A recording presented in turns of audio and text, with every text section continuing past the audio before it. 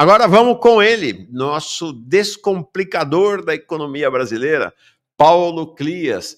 Paulo Clias, ele está sempre aqui com a gente, ele é economista, doutor em economia pela Universidade de Paris 10, doutor em economia, né? Economista formado aqui no Brasil, né? E pós-doutorado pela Universidade de Paris 13, membro da carreira de especialistas em políticas públicas e gestão governamental e fundador do Instituto de Finanças Funcionais para o Desenvolvimento, o IFFD, dos economistas mais progressistas do país, mais à esquerda no país. Paulo Clias, muito bem-vindo, como está você? Oi, Mauro, bom dia. Mais uma vez, obrigado pelo convite. Uma saudação especial para todas e todos aqui do canal. Vamos lá, a semana começa bem. Começa bem quente. Eu queria olhar contigo, Paulo, até porque eu sei que você é um especialista no assunto, para um tema desse processo de desmonte do Estado brasileiro, que vem, a rigor, começou lá atrás, em FHC, né, com o Fernando. Na verdade, não, antes dele ainda, começou lá com Collor, né? Aí depois passamos por Itamar, FHC continuou o serviço, nos governos Lula 1 e 2 continuou de maneira mais amenizada, governo Dilma 1 também deu uma parada no desmonte, governo Dilma 2 a coisa retomou a velocidade, aí veio o Temer, Bolsonaro e agora Lula 3 em voo de cruzeiro, esse processo de desmonte, tanto pela privatização, né, quanto pelo enfraquecimento dos instrumentos de Estado de uma maneira geral. Uma das questões cruciais, que é o que eu queria te perguntar, porque parece que vai começar a andar agora, é um outro aspecto do desmonte do Estado, que são as tais reformas administrativas, né, que é você fragilizar aí mesmo a estrutura da gestão do Estado, né, o funcionalismo público e a estrutura de gestão. Vai começar a andar? O que é? Primeiro, o que é uma reforma administrativa com esse espírito de desmonte do Estado? Explica para nós. Então, vamos lá, Mauro. Você deve estar se referindo, né, ao artigo que eu escrevi a semana passada, que era justamente sobre esse tema da reforma administrativa, né? Veja, a reforma administrativa, ela é uma expressão que pode ser tudo e nada ao mesmo tempo, né? É um pouco como reforma política, reforma da Previdência, né? Você diz, não, vamos reformar. Tá bom, quer dizer, em tese, é importante que o Estado brasileiro, por exemplo, ele seja mais eficiente, ele seja mais capaz de oferecer serviços públicos para a maioria da população, que ele seja capaz de dar conta das atribuições que a própria Constituição estabelece, tá certo? Desde 1988, né? Mas o que acontece, que quando você vai ver no concreto, quer dizer, as diferentes propostas relativas à reforma administrativa, nem sempre você... Exato, esse é o artigo dessa semana, quer dizer, nem sempre a questão aponta para aquilo que se pretende efetivamente do ponto de vista de melhoria da eficiência. Aliás, pelo contrário, né? Quer dizer, a última memória que a gente tem dessa tentativa, da chamada reforma administrativa, ela foi justamente no governo Bolsonaro, né, sob a orientação hiper, super, mega, blaster neoliberal do Paulo Guedes, né? Ela ficou consubstanciada naquela chamada PEC 32, né? Porque era, então, uma proposta de emenda constitucional, né, e que pretendia oferecer para o país aquilo que era o discurso e a prática do próprio Paulo Guedes e do Bolsonaro. Quer dizer, então, é uma reforma administrativa que viria para quê? Para eliminar praticamente do cenário a presença do Estado na economia, né? Vamos todo mundo lembrar, o Paulo Guedes dizia que ia privatizar todas as empresas estatais, não ia sobrar nada, né? E ia também atacar um elemento que é fundamental para esse pessoal, né, neoliberal, contra o Estado, com uma visão privatista, que é a ideia da estabilidade do servidor público, né? Quer dizer, então, você tem uma abordagem estabelecida na Constituição, que é histórica no Brasil, de que os trabalhadores do Estado, os funcionários públicos, servidores públicos, eles têm justamente que servir ao Estado, não a um governo de plantão, né? Por isso a ideia da estabilidade, porque entra governo, sai governo, mas a estrutura do Estado, os serviços públicos, eles têm que ser mantidos, né? E também esse era um dos elementos que o Paulo Guedes pretendia atacar frontalmente. Naquele momento, quer dizer, a gente está falando de 2020, 2021, né, quando essa proposta começou a tramitar, quer dizer, se conseguiu montar, né, eu digo eu pessoalmente, porque eu ainda sou, mas já era dirigente sindical da nossa associação, da nossa carreira, especialistas em políticas públicas e gestão governamental, e a gente articulou junto com um conjunto amplo de entidades e setores, quer dizer, uma campanha contra essa tentativa reducionista, então, da PEC 32, da reforma administrativa. Né? Felizmente, a gente foi exitoso, né? Quer dizer, ela parou de tramitar na Câmara dos Deputados, nem chegou aí para o Congresso, porque, vamos lembrar, reforma constitucional tem aquela dificuldade, porque para ser difícil mesmo, né? Quer dizer, mudar a Constituição não pode ser um negócio que você altera ao seu bel prazer, você tem que ter 2 votações em cada uma das casas, 2 votações no Senado, 2 votações na Câmara, com quórum elevado, com 3/5, com 60% de votos favoráveis, né? Então, aquilo ele não foi exitoso, a proposta parou de tramitar, mas ela ainda está engavetada, né? Ela não foi, vamos dizer, para as calendas, né, gregas. Ela está parada lá na Câmara e, a qualquer momento, ela pode ser eventualmente recuperada. Agora, o que acontece? Quer dizer, nesse ano, né, quer dizer, então, 3º ano do mandato do Lula, você tem uma tentativa de retomar a ideia da reforma administrativa. Quer dizer, o novo presidente da Câmara, o Mota, ele tenta, então, dentre as bandeiras que ele apresenta, quer dizer, se apresentar como, né, um paladino também da reforma administrativa.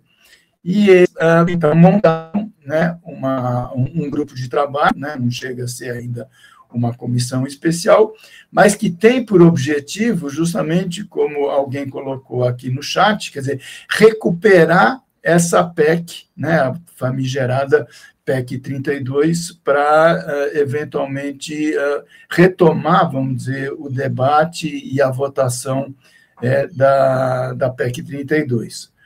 Esse grupo de trabalho, quer dizer, está começando a fazer algumas iniciativas, chamou, né, as entidades dos servidores, mas também chamou, né, representantes dessa perspectiva mais neoliberal, mais privatista, de redução da dimensão do Estado, né, mas, por enquanto, ainda não está com nada muito bem definido.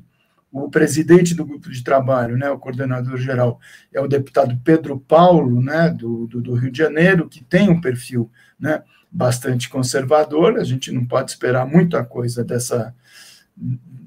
da iniciativa, vamos dizer, dele, né, e também não muita coisa boa da presidência do Hugo Mota. E aí o que acontece? Quer dizer, as entidades, de novo, estão se preparando para lançar um debate, para denunciar, né, as intenções reducionistas e privatistas. Por quê? Porque, sob o enfoque da reforma administrativa, quer dizer, se perde a ideia daquilo que é fundamental. Quer dizer, a nossa carreira, por exemplo, de especialistas em políticas públicas e gestão governamental, tem por definição a realização de uma forma permanente, cotidiana, para todo sempre, da melhoria da ação do Estado, da melhoria da qualidade dos serviços públicos, das pesquisas, né, de inovações que venham a trazer melhores condições de vida para a população, etc. Isso significa fazer, entre aspas, reforma administrativa no cotidiano, né? Quer dizer, você não precisa paralisar o Congresso para apresentar, então, essa ideia de que vamos fazer uma grande reforma. Por quê? Porque quem apresenta a coisa dessa forma, quer dizer, está necessariamente com uma intenção de promover uma reforma na Constituição para tirar justamente garantias constitucionais fundamentais, tá certo? O Paulo, bom, importante dizer, o Pedro Paulo, que é o relator da reforma administrativa designado pelo Hugo Mota, é um neoliberal do nível Paulo Guedes e Haddad, né? Daí para pior. Ele é o mentor intelectual do Eduardo Paes, do governador, do prefeito e futuro governador do Rio de Janeiro, conforme o plano dele do PT, né? Que é um privatista impressionante, realmente, radical. Radical. Paulo, aqui 2 comentários que eu acho interessantes falando sobre o caminho da reforma administrativa. O Lula diz assim, vai todo mundo virar CLT. Aí o Nelson diz, não, vai todo mundo virar PJ. Então o primeiro passo é os funcionários públicos virarem CLT para depois virar todo mundo PJ. Deixa eu ler aqui 2 comentários, 4 comentários, rapidinho, que eu tinha deixado passar.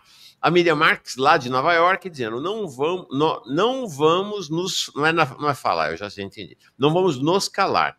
Somos jornalistas, enfermeiras, pais e mães. No caso da nossa Miriam, é uma super enfermeira. Verônica Nascimento, enquanto isso, deputados de esquerda são ameaçados de cassação por fazer o trabalho da Polícia Legislativa que não conteve o facho do MBL.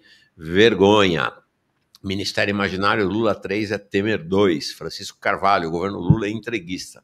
Não temos conciliação de classe no Brasil, temos apenas a derrota. Só a revolução pode nos salvar. Paulo, esse discurso que se assenta no projeto de reforma administrativa, para se legitimar socialmente, ele parte de afirmações como o Brasil tem um funcionalismo público inchado, é muito maior que o funcionalismo público dos países da OCDE, do que os países desenvolvidos. A remuneração dos funcionários públicos brasileiros é absurda, é muito mais alta do que a remuneração do funcionalismo público dos países desenvolvidos. Qual é o nível de veracidade desse tipo de afirmação? Olha, Mauro, foi muito bom você chamar para esses aspectos, porque, veja, justamente naquele movimento que a gente desenvolveu, né, no governo Bolsonaro contra a PEC 32, quer dizer, dentre outros aspectos, a gente conseguiu elaborar um conjunto muito grande de propostas, de estudos, de pesquisas, justamente para desmontar a falácia do discurso e da narrativa neoliberal da época, né? E você bem lembrou que o Pedro Paulo, né, é uma tentativa de trazer para os dias de hoje os intentos do Paulo Guedes. E dentre esses trabalhos, a gente fez, depois eu até, quer dizer, agora posso falar, as pessoas podem procurar, um estudo grande que a gente dizia que Estado queremos, né? Quer dizer, nós não somos simplesmente contra a PEC 32 ou contra uma reforma administrativa de natureza neoliberal, reducionista. Não, a gente é a favor de mudanças no Estado, mas a gente quer um Estado forte, a gente quer um Estado eficiente. E dentre as formas que a gente encontrou para realizar esse estudo, isso está tudo na rede, pode procurar, eram padrões de comparação internacional. Então, você fala, por exemplo, a OCDE, que é a Organização dos Países Ditos Mais Desenvolvidos do Mundo. O Brasil tem, proporcionalmente à sua população, né, o índice é número de funcionários públicos comparado com a população, relativamente pequeno em relação a esse país da OCDE.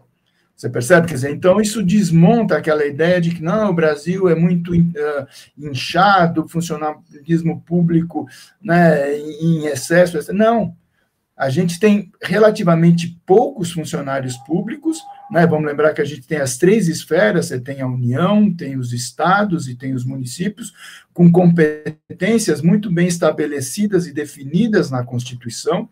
Então, o que a gente precisa não é menos Estado, é mais Estado e um Estado mais eficiente. Por outro lado, a coisa da remuneração, né? Isso também é uma outra grande falácia. Por quê? Porque sempre vai para os grandes jornais, para a grande imprensa, justamente que tem o interesse, né, de desacreditar o Estado para abrir o caminho para a sua redução, a sua privatização, etc., você pega o quê? Os super salários. Então, sai o escândalo dos salários dos juízes, o escândalo dos salários do Ministério Público, o escândalo dos salários no Poder Legislativo, etc. Isso é verdade, precisa ser combatido. Quer dizer, a gente tem uma Constituição que estabelece o teto para qualquer remuneração do servidor público federal, por exemplo, que é o vencimento do ministro do Supremo, que agora está por volta de R$46 mil. Não é pouca coisa. Só que tem gente que ganha mais do que isso. Só que isso, como a gente brinca, é o cocô do cavalo do bandido. Isso é praticamente irrisório do ponto de vista quantitativo. Só que dá manchete. O fato concreto é que a grande maioria dos servidores tem remuneração, tem salários muito abaixo do que isso. E para funções que são essenciais, o pessoal da área da saúde, o pessoal da área da educação, todos os servidores da chamada área meio, da área administrativa, etc., né? Então, não é correto também, se a gente viu, você mostrou esse dado a respeito da OCDE, mas tem dados também a respeito de remuneração. E a gente mostra que, além da participação dos servidores no total da população ser pequeno, a remuneração dos servidores públicos, em média, no Brasil, porque você tem, por exemplo, servidores estaduais, municipais, etc., ela não é, de maneira nenhuma, quer dizer, essa tentativa de escandalizar, vamos dizer assim, a partir dos supersalários. Então, se diz, não, precisa fazer uma reforma administrativa para acabar com o supersalário. Isso é uma bobagem, quer dizer, para acabar com o supersalário, precisa vontade política, porque a Constituição já diz, olha, ninguém pode ganhar mais do que o ministro do Supremo. Só que aí você tem subterfúgios que as pessoas ganham, né, o auxílio paletó, o auxílio de não sei o quê, que são chamados extratetos. E daí, basicamente, na área do judiciário e na área do legislativo, é que você tem esse fenômeno, e o Ministério Público também. Então, veja, como esses poderes são poderes que têm uma certa autonomia, né, quer dizer, fica difícil o Poder Executivo impor no Legislativo Judiciário o que pode ou não pode. Quer dizer, então, realmente, você precisaria ter a definição do que, olha, cumpra-se a lei. É isso que precisa, não precisa mudar a Constituição. Paulo, eu coloquei aqui. Esses dados, eles são muito impressionantes mesmo, porque eles autorizam completamente essas versões da extrema-direita e dos liberais, né? Olha lá, a proporção de funcionário público em relação à população total do país, o Brasil é 1,6%. Olha lá os Estados Unidos, que a referência para eles em tudo, né? É 15,3%. Olha lá os países que são tidos como os mais desenvolvidos do planeta, Suécia, Finlândia, Suécia, Dinamarca e Noruega, né? 25, 28, 29, 30%. É impressionante, né, Paulo? Como essa campanha é totalmente baseada em fake news, né? Completamente. Quer dizer, os caras pegam uma questão, quer dizer, a priori ideologizada, quer dizer, eu sou contra o Estado, eu acho que o Estado é ineficiente, eu acho que tem que ter menos Estado, e aí eu vou torcer dados, ou vou inventar dados, vou mentir dados, vou construir gráficos, justamente para, vamos dizer, tentar justificar esse meu intento ideológico, que é um intento neoliberal extremado, radical, vamos dizer assim, né? E foi com base nesse tipo de informação, justamente, quer dizer, de desmontar essa falácia neoliberal, que a gente conseguiu, naquele momento, em 2020, 2021, de certa maneira, impedir que houvesse uma progressão, vamos dizer assim, da tramitação na PEC 32. Sim. Porque a gente ia para a Câmara, ia para o Congresso, para o Senado, ia para os eventos, para os debates, demonstrando, olha, o caminho não é a redução do Estado, a perda dos direitos dos servidores. Né? Vamos lembrar aquelas frases icônicas, né? O Paulo Guedes dizia que tinha que colocar uma granada no bolso do servidor público em vez de dar o reajuste salarial que ele segurou durante 4 anos. Você percebe? Quer dizer, então, é importante, né, quer dizer, a gente retomar esse movimento, denunciar o intento da reforma administrativa, que não é exatamente a de melhorar a qualidade do serviço público, melhorar as condições do Estado oferecer as garantias e os direitos previstos na Constituição, mas é um subterfúgio para implementar a ideia mais liberal extremada, que é o quê? Reduzir o Estado à sua dimensão mínima, tá certo? E impedir que os servidores públicos e a estrutura da administração pública ofereça os serviços para a população.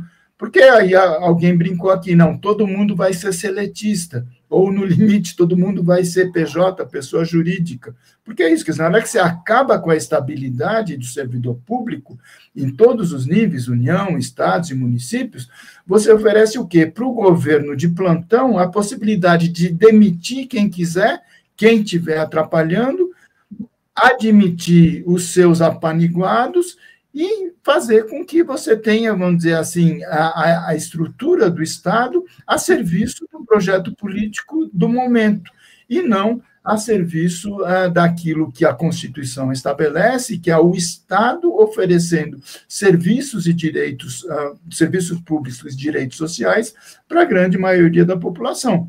Porque vamos combinar, quer dizer, as necessidades básicas continuam sendo extremamente elevadas ainda, na área da saúde, da educação, da previdência, da segurança, do saneamento, o que seja. E esse pessoal, quer dizer, só oferece uma alternativa, privatização, como se fosse uma panaceia que da noite para o dia ia oferecer serviços públicos de maior qualidade a um custo mais baixo. E a gente sabe, né, que o que se buscou nos países que tentaram esse caminho foi exatamente o oposto.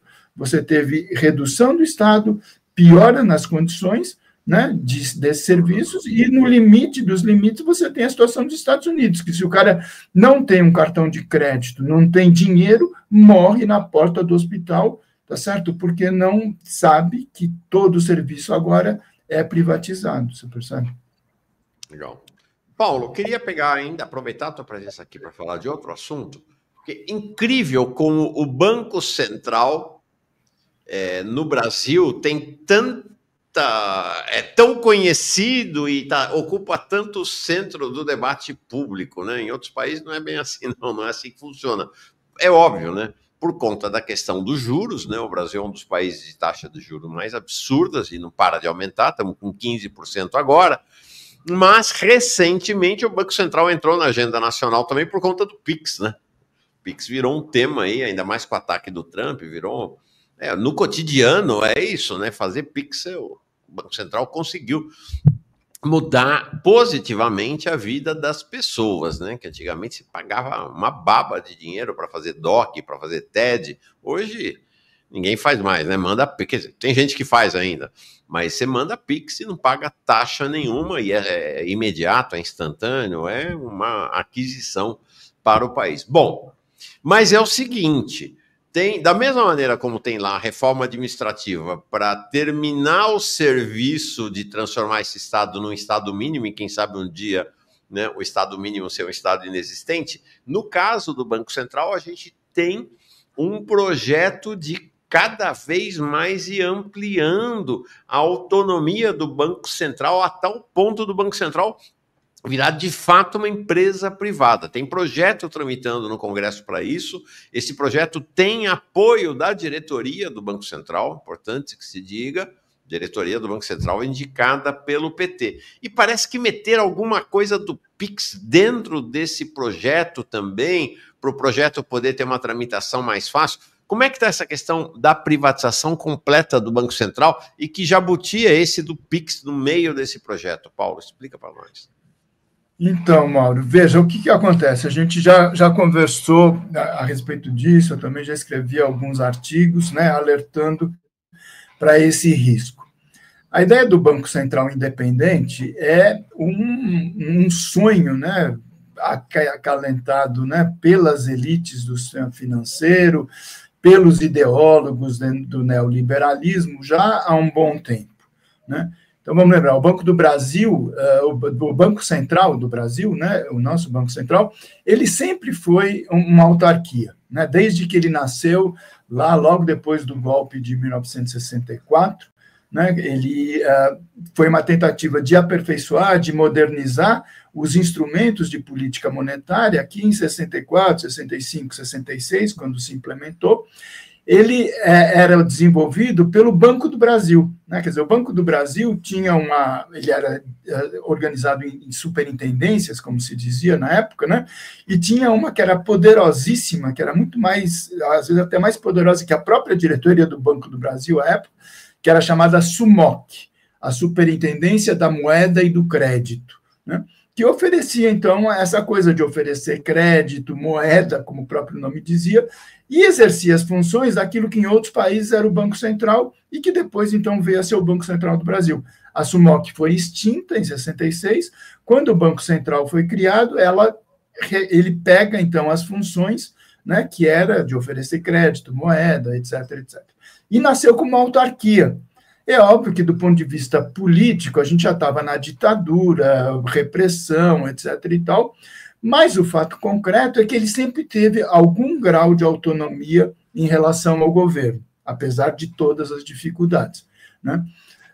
O que acontece? Com o passar do tempo, você tem depois a Constituição de 88, ele é assimilado, o Banco Central, nas mesmas condições, continua sendo uma autarquia, com um grau de autonomia. Por quê? Porque o presidente da República tem o direito de indicar, nomear os diretores do Banco Central, só que eles têm que ser sabatinados pelo Senado, pela Comissão de Assuntos Econômicos, e depois vai para o plenário, né? Muito dificilmente você teve situações, se nunca aconteceu, de algum diretor não ser reprovado, né? Quer dizer, você tem sempre um jogo político, etc., mas, na prática, a coisa sempre funcionou.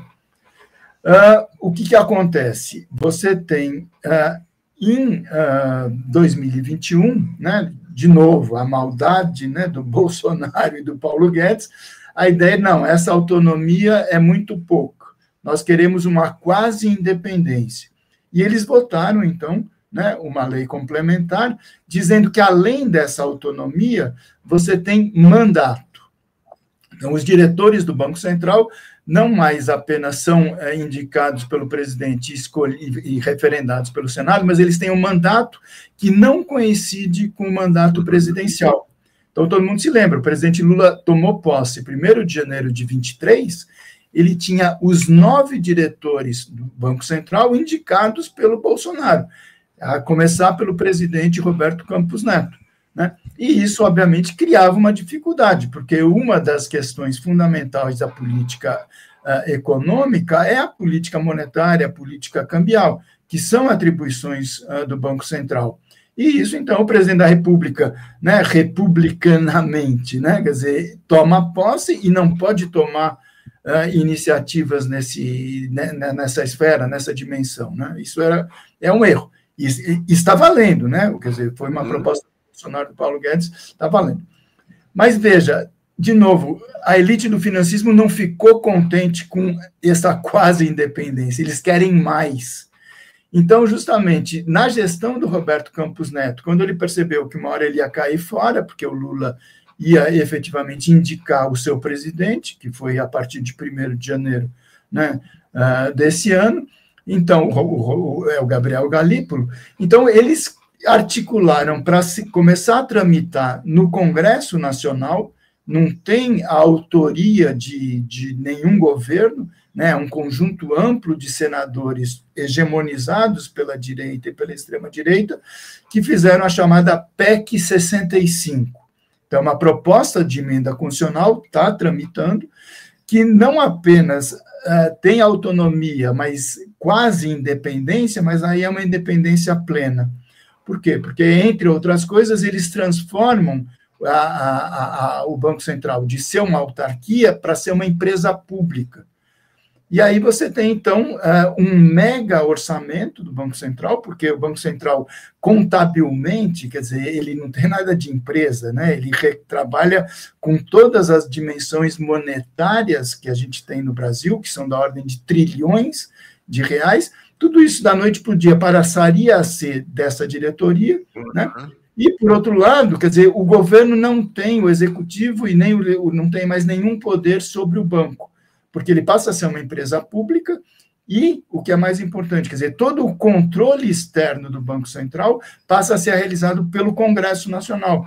E a gente sabe que aí, né, quer dizer, é o caminho para não ser absolutamente mais capaz de nenhum tipo de controle.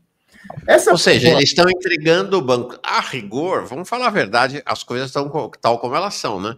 O Banco Central, cada vez, quanto mais aperta o parafuso, mais ele vira uma autarquia dos bancos, né? Da Febraban. Mais ele vira uma extensão da Febraban e do mercado financeiro. Exatamente, ele é uma sucursal da Febraban, se for nesse caminho.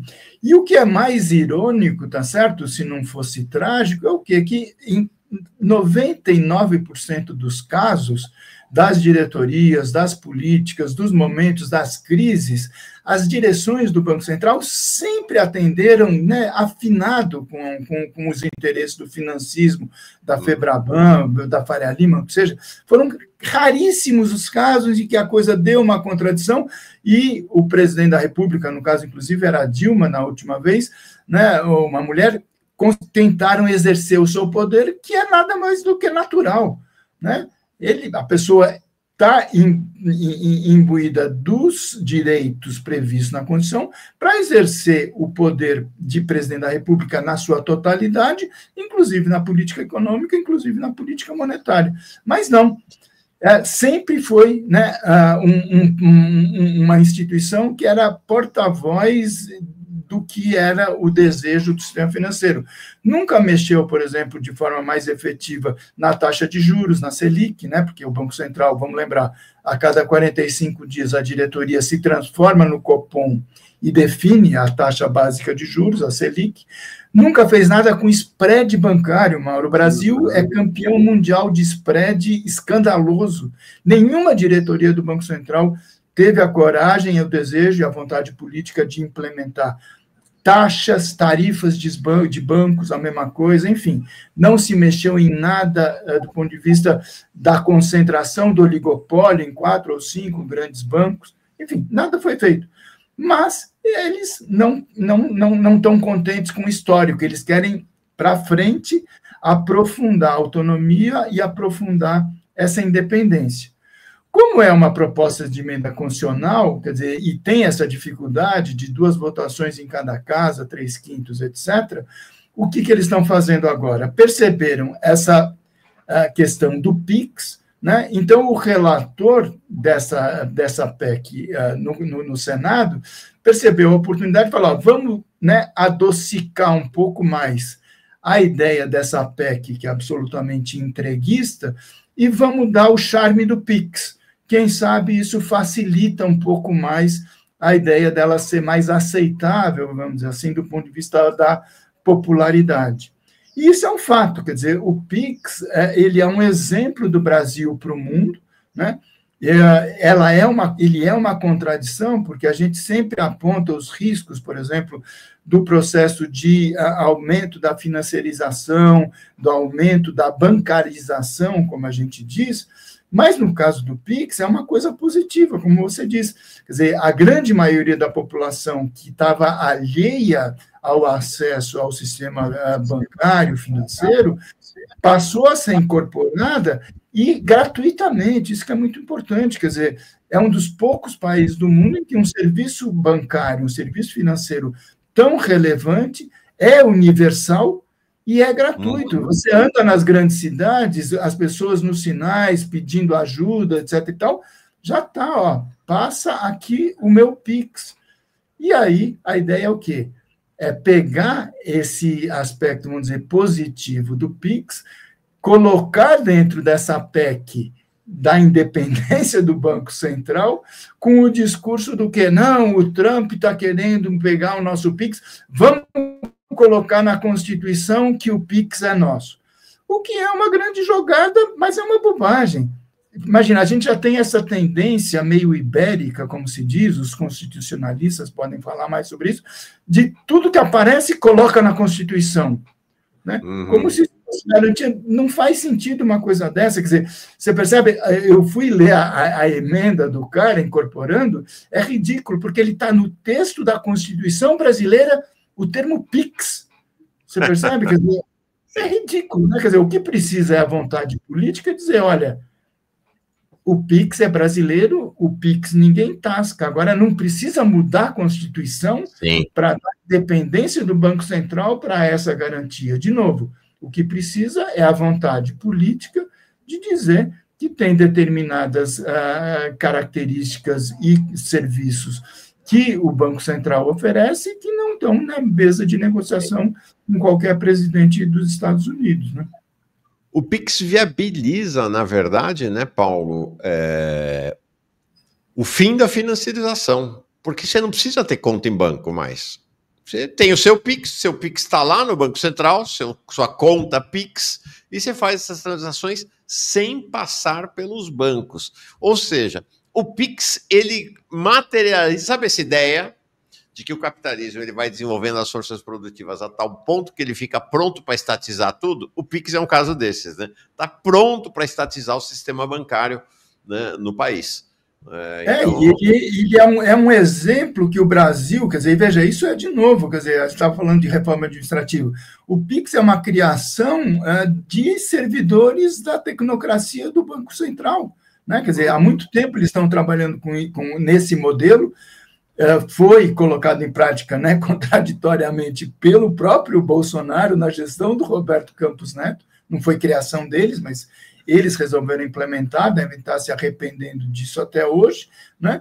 E é um exemplo para o mundo, quer dizer, tem estudiosos dessa questão, Mauro, mostrando o seguinte, que o modelo do PIX, como você falou, quer dizer, por um lado, ele é a negação da financiarização e do sistema bancário como a gente conhece hoje no mundo, porque ele dá oportunidade para o cidadão, para o indivíduo, ter a sua conta na moeda local direto do Banco Central.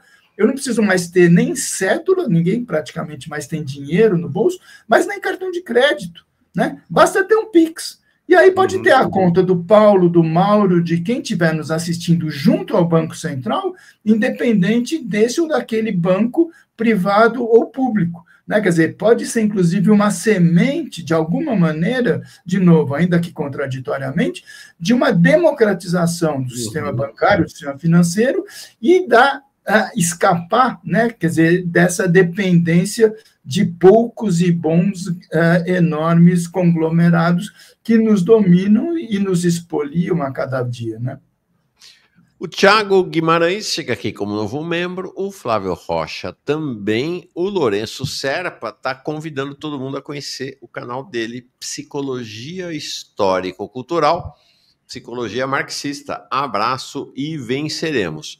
Duas questões, uma sobre o tema, sobre o tema anterior. Uma, Cecília Manso, dizendo, Paulo falou sobre atividades meio, mas estas estão todas terceirizadas. Sindicatos dizem que o que é pago à empresa por terceirizado é o triplo do salário do funcionário. É isso mesmo, Paulo? Olha, esse processo... Meio, só para esclarecer, né? Atividade média, eu vejo isso aqui em Brasília, e está acontecendo nos estados e nas prefeituras também, é o faxineiro, a faxineira, o copeiro, a copeira, o funcionário administrativo, cada vez mais são empresas contratadas terceirizando essa mão de obra para o Estado nos seus diferentes níveis. Fala, Paulo. Então, exatamente. Primeiro essa questão, quer dizer, você tem atividades meio e atividades fim, né? Quer dizer, então, a ideia é justamente, vamos dizer, você pega o ministério, por exemplo, como a educação, né? Quer dizer, a atividade fim é o quê? É estar na sala de aula, ensinar, participar, quer dizer, tudo que tem que ver diretamente com a educação, né? E tem atividades meio, tá certo? Então, como você diz, tem a segurança da escola, tem a limpeza da escola, etc. Esse processo de terceirização dessas atividades, ele é antigo. Inclusive, tem todo um debate, por exemplo, em Brasília, que é um debate antigo e depois se estendeu para outros estados também, porque houve uma ilusão, num certo momento, que dizia, não, olha, as atividades podem ser terceirizadas através de cooperativas. Então, era uma ilusão de que isso poderia realmente... Então, os trabalhadores iam se organizar em cooperativas, iam oferecer serviços para o Estado, e era uma forma de democratizar, né, também esse processo. Só que o que acontece é que as empresas todas ficaram sob a forma de cooperativas, que de cooperativa não tinha nada, né, juridicamente, sim, mas na prática não, e esse foi o caminho, né, para você reduzir cada vez mais a necessidade de servidores públicos, né, oferecendo os serviços. Então, a nossa amiga, ela pergunta se é verdade que nos contratos com as empresas o salário é o triplo. Quer dizer, tem casos e casos, viu, Cecília? Mas, realmente, os gastos que o Estado acaba tendo com esses contratos, né, de terceirização, muitas vezes são maiores, e o que é mais importante e que é mais dramático, é que os serviços são de pior qualidade. Né? Quer dizer, então, tem gente que recebendo salários menores, tem serviços que são serviços de menor qualidade, porque a lógica permanece essa lógica neoliberal do quê? De reduzir custo e não de oferecer serviços de qualidade. E veja que isso aprofunda, porque deixa de ser simplesmente a lógica da atividade meio. Por exemplo, quando você tem as concessões, por exemplo, através das organizações sociais, também na área da saúde e da educação, não é simplesmente mais o serviço de faxina, de segurança, de limpeza que é feito. Você passa a ter enfermeiros, médicos e todo o serviço de saúde, professores, diretores e todo o serviço da educação, sendo terceirizada, sendo passado para a iniciativa privada, e muitas vezes o que se diz é que o contrato de gestão que município, Estado ou a própria União estabelece com essa organização social, muitas vezes tem um custo maior do que teria se fosse um serviço prestado de forma direta, como deveria ser, né, no caso da própria Constituição brasileira. Né? Perfeito. Olha, a Beatriz Estudante diz assim, nesse sentido, me entristece a escolha do tema da palestra do reitor da UFRJ, Universidade Federal do Rio de Janeiro, Universidade Pública, na Rio Innovation Week. Olha o tema do cara. Parcerias público-privadas no setor de saúde no Brasil, modelos inovadores e cases de sucesso.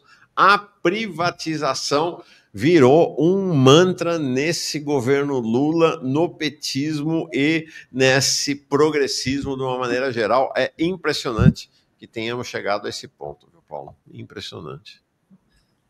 Veja, esse caso da educação, da saúde, desculpa, é bem sintomático, né? Porque o que acontece? Quer dizer, isso começou com experimentações aqui, ali, localizadas ainda no âmbito de municípios, né? Principalmente no início de grandes municípios, depois passou para municípios menores.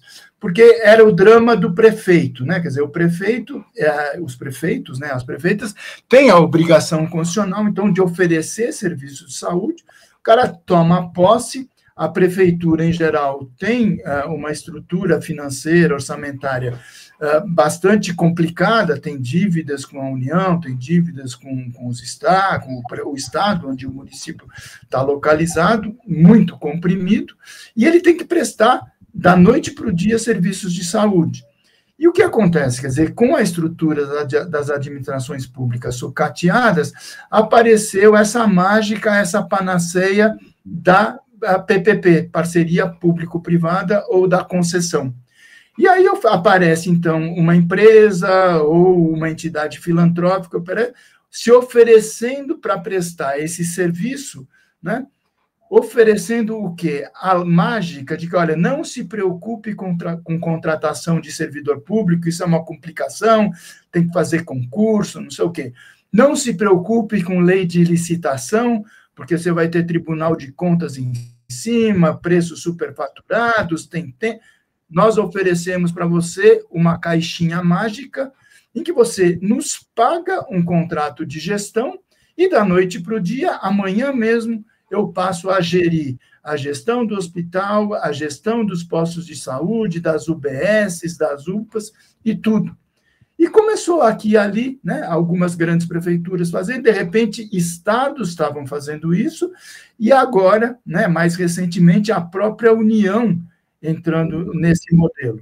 Né? Quer dizer, então, na verdade, é uma forma de escapar das definições da Constituição, que diz que, além do serviço público da saúde ser uma obrigação da União, do Estado e dos municípios, quer dizer, que isso deveria ser feito através de serviço público estrito sensu, né? Mas não, você escapou, e aí o que acontece? Quer dizer, você tem a lógica da redução da qualidade do serviço, você tem uma lógica da redução da dimensão do Estado, e isso faz o quê? Com que você tenha, indiretamente, o estímulo, o incentivo para o crescimento do serviço privado da saúde, estrito sensu.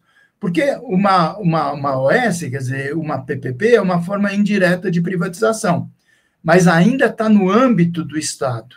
Né? Só que na hora que você reduz a capacidade do Estado, através da austeridade fiscal, ou através da intenção privatizante mesmo, quer dizer, você estimula o capital privado a abrir hospitais privados, planos privados de saúde, serviços de saúde privatizados de uma maneira geral, tá certo?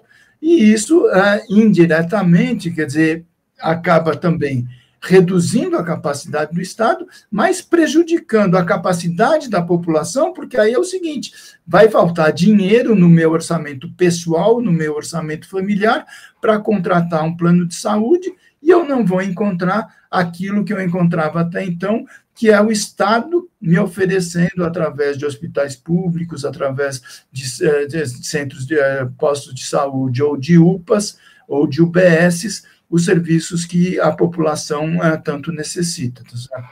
Perfeito. Última questão para você, senhor, do Antônio Marcos Vieira. Caro Paulo, é verdade que em tempos idos o Banco Central dispunha de uma diretoria que combatia a agiotagem? Olha, institucionalmente, Antônio Marcos, eu posso até dar uma pesquisada, mas eu não me lembro que a gente tinha uma diretoria que combatia a agiotagem.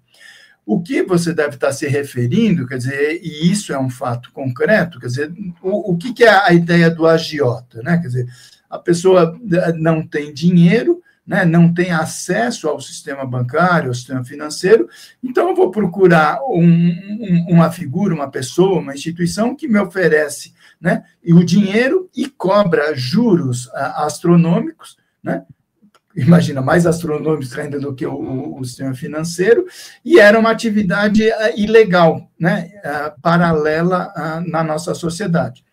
Isso é crime, né, pelo menos oficialmente é considerado crime, quer dizer, oferecer recursos financeiros a juros mais elevados. E no Brasil tinha um momento que juros maiores do que 6%, 12% era considerado agiotagem. Quer dizer, por isso que se brinca que os bancos, o Banco Central, o sistema financeiro, institucionalizou a agiotagem de uma forma legalizada.